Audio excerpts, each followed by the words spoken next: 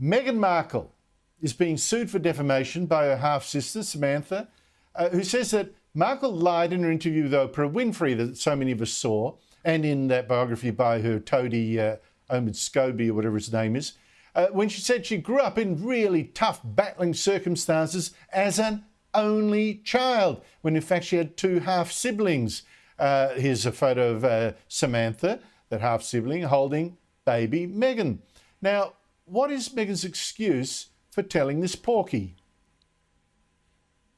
Well, what her lawyers are arguing, Andrew, is that what she said in the interview was not actually a statement of objective fact. Apparently, according to her lawyers, it was a subjective statement about how she felt about her childhood, not actually that she grew up as an early child. Well, I'll tell you what, Andrew, I have the quote right here from the interview, in which she said, "I grew up as an early child, which everyone who grew up around me knows. I wished I had siblings. I would have loved to have had siblings. That's why I'm so excited to be pregnant, so that Archie has someone." I mean, really? I think he thinks she does protest too much. I actually think it's almost impossible to believe that Joe Biden's going to run for a second term as president. He's so frail and so forgetful. I reckon he's going to struggle even to last this first term. Now, that, if he did drop out, if he didn't run again, that's going to clear the way for his vice president, Kamala Harris, to run. But I don't know, she's again shown why no one takes her seriously. Here she's talking about herself at a function for the blind.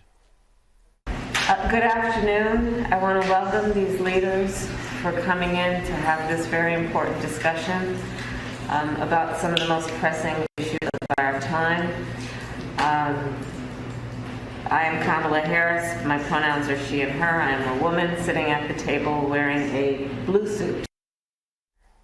Sometimes I wonder if she should have just told us not whether she was a he or a she, but whether she's fully human. But anyway, what did you make of that? That might need a fact check too. No, I mean, this is a candidate who's never really had to campaign in broader America. This is where we barely saw her in primaries, and then she disappeared quite quickly, and all of a sudden she was on the ticket with Joe Biden. She's got a long history as a prosecutor in local San Francisco politics, but nothing in the broader diaspora of America. And this is where this is going to be a disaster if she's going around Iowa talking like that, if she's going around the Midwest, because most people don't talk like that. That sounded like an Instagram caption, not a speech on reproductive rights. It's just what they're supposed to be talking about as the Democrats when they're facing down nationwide abortion bans. Not every state, of course, but this is should be the number one issue, you'd think, for a female vice president. There's another reason to worry now about the way the world is going. Greg, last night I mentioned the plans of Nancy Pelosi, the Speaker of the US House of Representatives. She wants to visit Taiwan, a country that China says is actually a renegade province and she must not go. And I said this could lead to war because China's threatened a tough reaction. And Pelosi says she has heard claims it could even blow her aeroplane from the sky if she tries to fly to Taiwan. Now, former Prime Minister Paul Keating says Pelosi's planned visit to Taiwan is reckless, provocative, and potentially catastrophic and should be scrapped. Is Keating right? And let's remember, he's an apologist for China for a long time. Should the US give in to China's threats? No, Keating is talking rubbish, and he always ends up echoing the line of the Chinese government. I'm sure his motivation is sound, but his analysis is terrible. I think this is a dreadful moment, Andrew, and could turn out to be one of those pivot moments in history. Up until now, I've been moderately happy with the Biden administration's policies towards China. But right now, Biden is pulling off Trump's tariffs. His infallibly counterproductive John Kerry is trying to get a deal with China on climate change. What a joke that is. But the Chinese have drawn the lesson from Russia that if you threaten America with direct military engagement, Biden will be very constrained in his actions. Now, I'm no big fan of Nancy Pelosi in the general scheme of things, but the fact that this woman of 80 wants to visit Taiwan, good on her, that's fantastic. God bless her. And if the Chinese can push Biden around and say, don't you dare let the American speaker visit Taiwan, or there might be grave consequences, including military consequences. Now, in Paul Keating's ridiculous analysis, he says conflict could break out. Conflict doesn't break out like a storm. What that means is that China could take aggressive, deadly military action against either Pelosi, that's very unlikely, or Taiwanese airplanes or over Taiwanese airspace. And they are using that threat, just as Russia uses the implicit threat of a nuclear exchange, to push Biden around and apparently to constrain America's actions. So today, the Manly Rugby League Club taught the whole country a lesson about this poisonous woke culture. I mean, what a debacle. This club managed to offend everybody, from gays to the most fundamentalist Christians, by trying to force all its players to wear a special pride jersey to support the LGBTQ community, only to have 7 players refuse to play. A total backfire that led today to a humiliating apology from coach Des Hasler to everyone he could possibly think of. We are here and we offer our complete support. And I apologise to anyone to whom this matter has caused distress. This is where we learn from him, and now all fight back against the bullying and the hypocrisy of the woke movement. You see, it's arrogant organisations, sports codes particularly, that have been forcing their members to bend the knee, literally, to woke movements to prove their alleged tolerance on race and on gender, even if some of the players don't actually agree. But players who refuse to submit tend to get excluded until they give in, like South African cricketer Quinton de Kock, or they get even sacked from the competition, like rugby superstar Israel Folau when he refused to stop preaching a Bible passage about gays. So these exercises in tolerance actually have zero tolerance for anyone who doesn't agree. Yet this hypocrisy and this bullying has become so accepted among our cultural elite, so routine, that the Manly Club management decided, it could just force its players to wear these pride jerseys without bothering to ask any of them if they were okay with the message they now had to wear. Well, as it happens, 7 players were not. They are Polynesian Pentecostal Christians who say these jerseys conflict with their culture and their faith.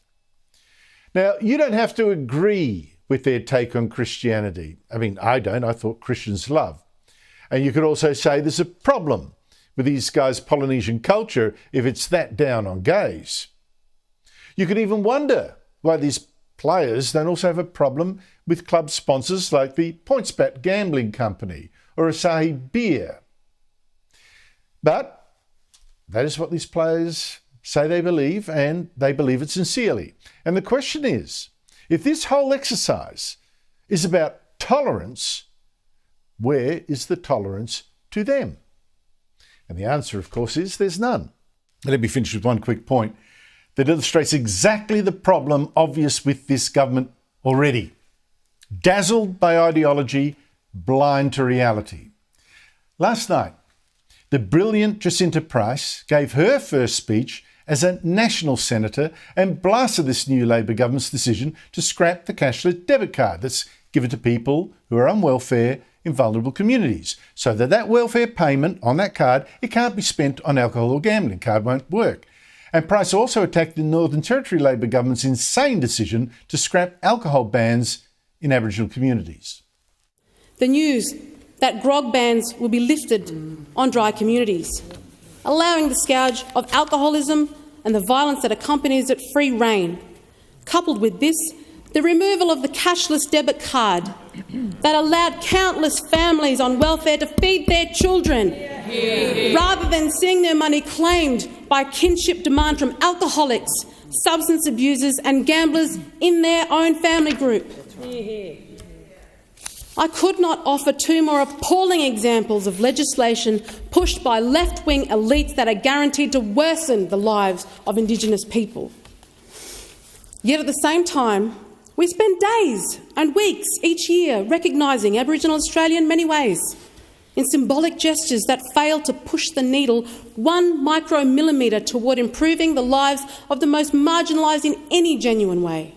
So here are Labor governments making highly ideological decisions, just symbolic ones. Ideology. Blind, though, to the real world consequences. Just the same with this global warming schemes.